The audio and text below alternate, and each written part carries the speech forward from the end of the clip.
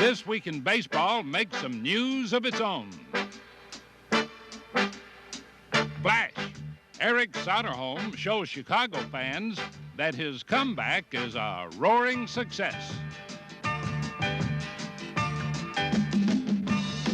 Dateline American League East. Baltimore, New York, and Boston all keep groping toward first. Headlines from Chicago. The Cubs and Reds play an epic game. And it comes right down to a photo finish.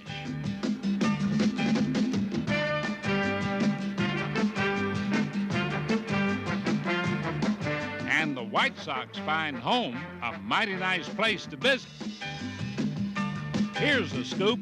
Ball player meets ball girl on the field. How about that? All this and more coming up next on This Week in Baseball.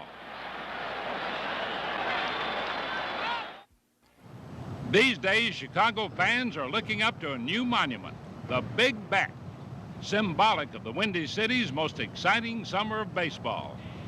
Pennant fever has broken out all over Chicago. On the south side, the White Sox are really swinging the biggest bats in the American League. White Sox games are pure action, fast and furious, hot and heavy. The Sox step up and rip away.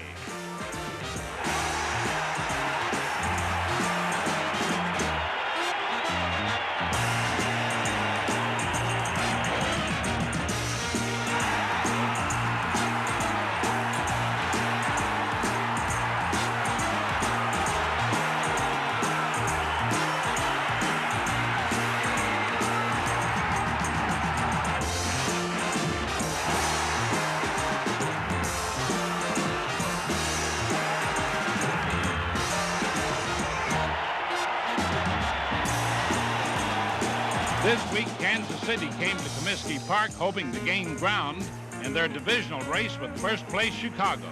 The White Sox brought their bats. But the Royals countered with solid defense. Watch this play at the plate. He's out at home. The Royals played the kind of baseball that won the title for them last year. Like Al Collins in right field. How about that? And watch this play by second baseman Frank White. In the first 3 games, Kansas City jumped to early leads, but the Sox just kept on swinging till they reached the spaces that just can't be defensed. Chicago won the first 2 games, the second on Eric Soderholm's big 3-run homer. There she goes. Instead of picking up ground, the Royals just fell further back in the race as the fans sang them a farewell song. Even White Sox owner Bill Veeck had to join in.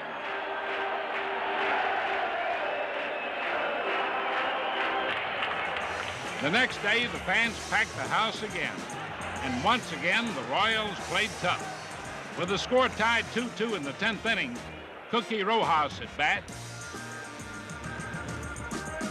And the pitch. It's a base hit. It drives in a go-ahead run.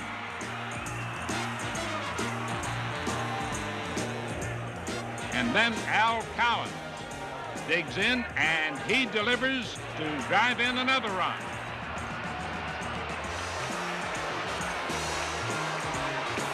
But Chicago skipper Bob Lemon is mighty confident that no lead is safe against his free swingers. It's the bottom of the 10th. At bat, Jim Spencer. And Jim finds himself an open space for a base hit. Now Chet Lemon. He ripped one going deep to left field that's going, and it is gone. It ties up the game as the big crowd does the Chicago stomp.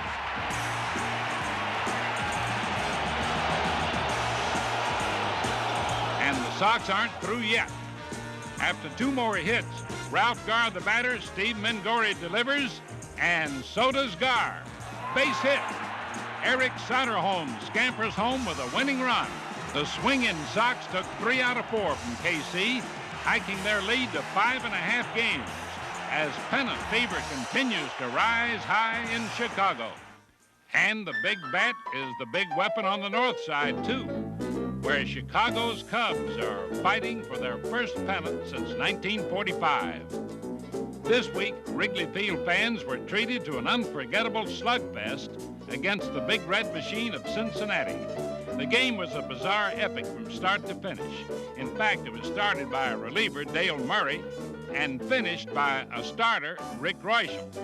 In between, the two teams played great old-fashioned baseball. 43 hits, 31 runs. Hitters wore out pitchers, and managers wore out their feet.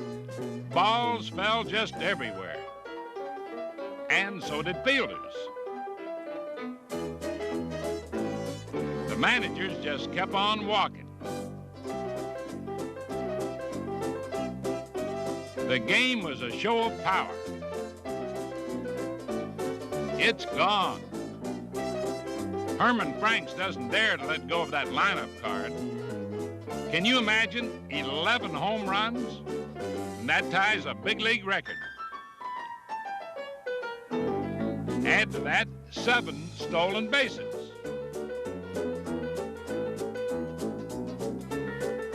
And add to that some dynamic defense. Left fielder Larry Bittner chasing a fly ball. He's got it. Man, what a catch. And watch first baseman Bill Buckner. He dives and hits the dirt. And on a lame ankle, he races Joe Morgan. It's going to be a photo finish. But the ump called him out. Sparky Anderson didn't see it that way and voiced a complaint. But this game was hard on both managers. Herman Franks was ejected for arguing on another close call. Stay with him, Herman. And it was tough on the players, too. Outfielder Jose Cardinal had to play second base. Or he tried to. That didn't work, so another outfielder came to the infield. By name, Bobby Mercer. Watch now. He makes a perfect pivot at second, tries for the double play, but just misses. Nice try, Bobby. Even in this game, a pitcher got a standing ovation. Ace reliever Bruce Sutter returned after a 12-day injury to hold the Reds scoreless in the 9th, 10th, and 11th innings. And Johnny Bench was just one of 6 strikeout victims. The score, 14-all in the 12th inning, when shortstop Dave Rosello drops this throw, allowing the Reds to pull ahead. But the Cubs keep coming back. It's the bottom of the 12th. George Mitterwald blasts one to deep left field. It's going, and it's gone. How about that? The score tied 15-all. The crowd can't believe it, and neither can Sparky Anderson. And finally, in the bottom of the 13th, Dave Rosello, hoping to make up for his earlier error, is up at bat with 2 on, 2 out. Watch him. It's a base hit. And here's Rick Reuschel scoring, and the ball game is over, 16-15. After nearly 5 hours of baseball, there wasn't a single fan who wanted to leave. One of the greatest games ever played is over, but Chicago's wild season of baseball still has 2 months to go. Things are tense and torrid in the American League East, too. And if you don't believe it, you better look closely or you might get picked off.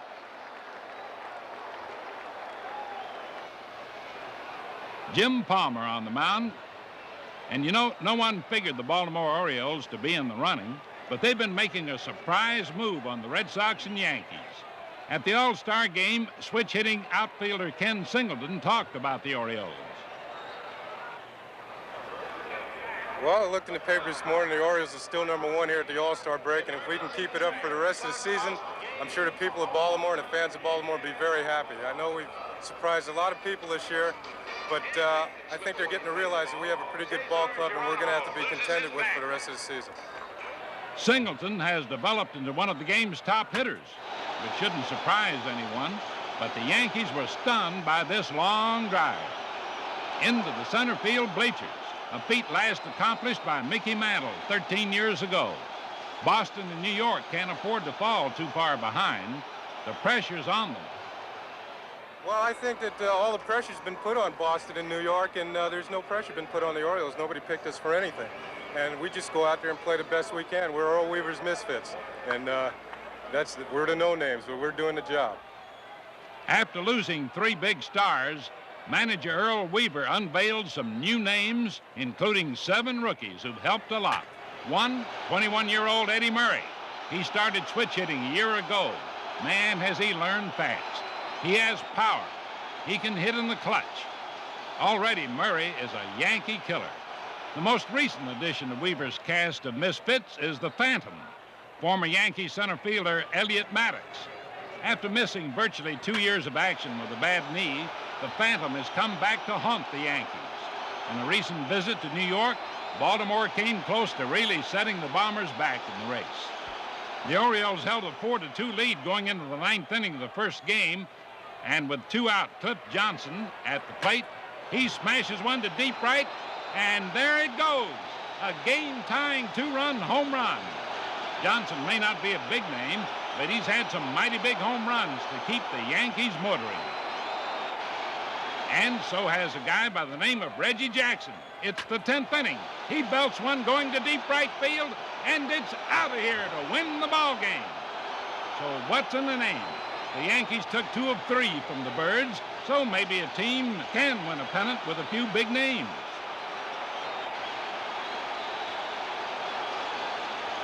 Boston manager Don Zimmer has some named players too, but less heralded ones helped the Red Sox sweep the Angels this week.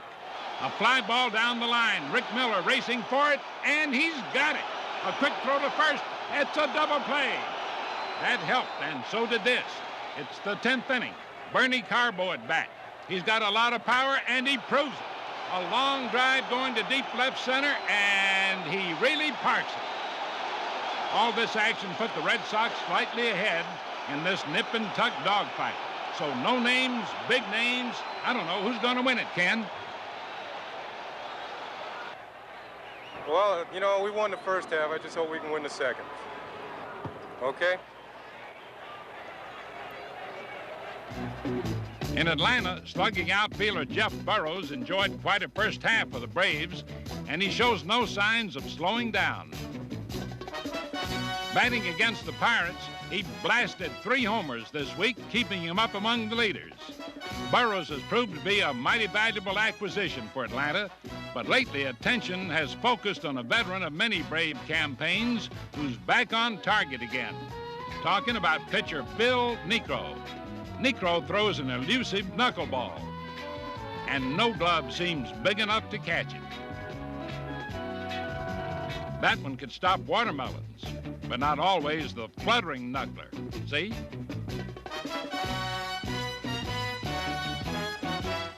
Niekro lost his first 7 games of the year, but since then, the knuckler's really been dancing for him. It's easy to see why the Niekro knuckler leads the league in strikeouts. So, when does Niekro not throw that crazy pitch? Well, take a look. He doesn't throw it when he throws to first base. Phil is one of the best at picking men off. He gives both batters and base runners fits. Watch this, another pickoff, this time at second.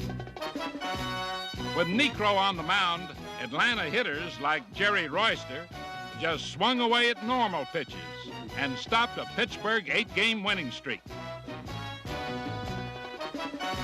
Gary Matthews kept up the attack.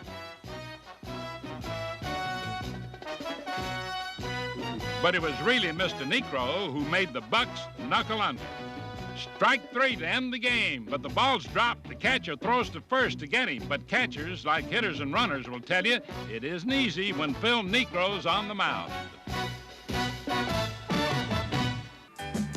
Around the major leagues this week, Greg Luzinski went on a rampage, crashing 2 homers Sunday to give him a total of 26. Lately, the Bull has been powering the Phillies in their drive to defend their divisional title. And here's another Philly, a little younger, but with a lot of raw power, too. He's 11-year-old Mike Shanley of Fords, New Jersey, one of 8 youngsters competing in the finals of the pitch, hit, and run competition.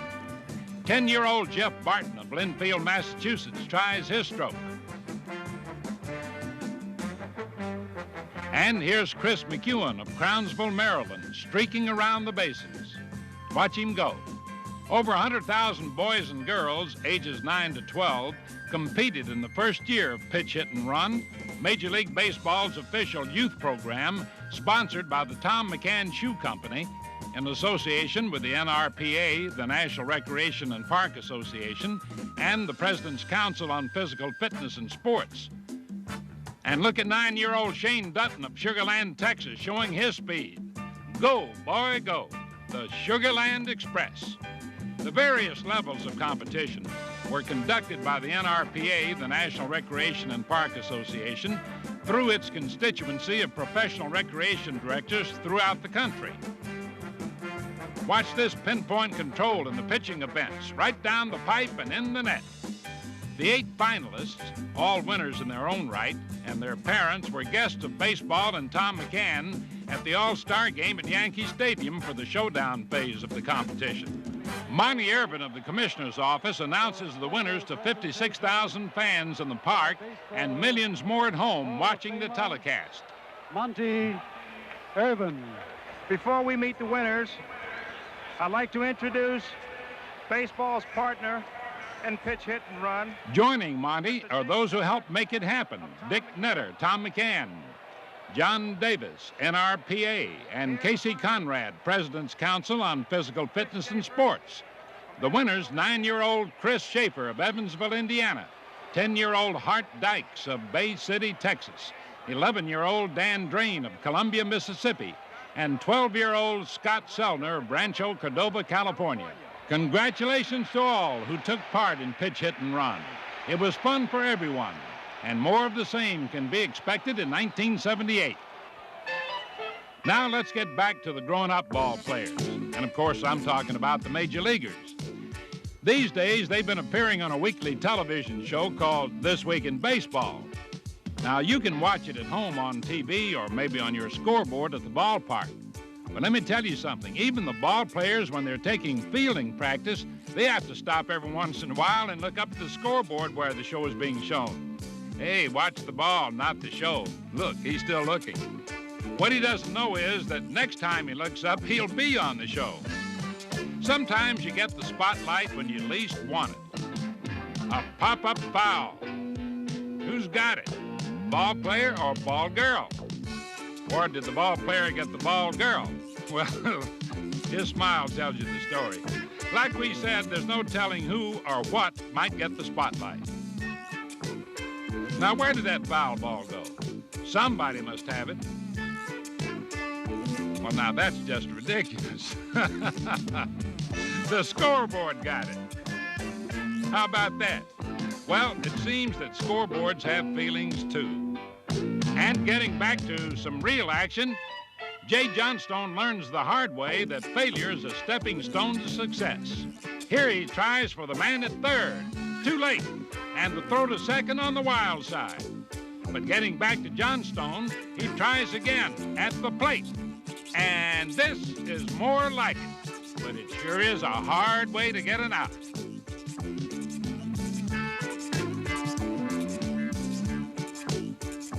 Now try this.